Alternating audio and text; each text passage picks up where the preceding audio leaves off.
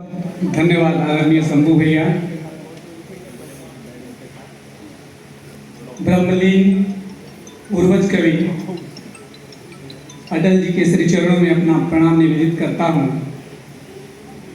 मंजा सिंह, सभी कवियों और दर्शक दीर्घा में विद्वान सभी विद्वानों का हार्दिक अभिनंदन करता हूँ और मुझे निश्चित समय सीमा में बांधा गया है तो मैं अपने समय पे अपने काव्य पाठ को खत्म करने का प्रयास करूंगा। आइए सीधे सीधे कविताओं से जोड़ने का प्रयास करता हूं।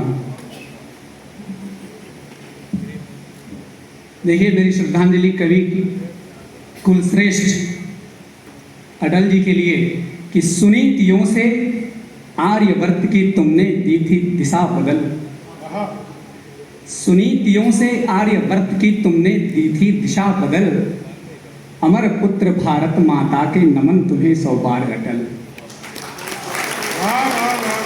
देखिए, चूंकि मैं पहला कवि हूँ अभी यहाँ पे, तो पहला कवि क्या होता है कि मंच और माइक को गर्म करने में ही शहीद हो जाता है। बारिश की पहली बूंद मिट्टी की प्यास बुझाने में ही शहीद हो जाती है। तो आप लोग मेरा हौसला बढ़ाते रहेंगे। जहाँ कहीं भी लगे आपको की कविता हुई है तो आप मेरा हौसला बढ़ाते रहेंगे, मुझे अच्छा लगेगा जी।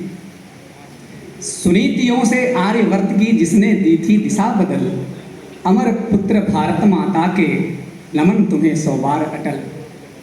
राजनीति की रूप सी जिनसे स्वयं को साजा करती थी, जिनसे सस्ती थी राजनीति की रूप सी, राजनीति की रूप सी जिनसे स्वयं को साजा करती थी, जिनकी लेखनी में मां शारदा सदा विराजा करती थी, देश को तन मन धन जीवन अर्पित करने वाले दानी, सर्व हृदय विजयी ओजस्वी थी जिनकी वाणी, जिनके कारण भारतवर्ष की गली गली में खिला कमल, अमर पुत्र भारत माता के।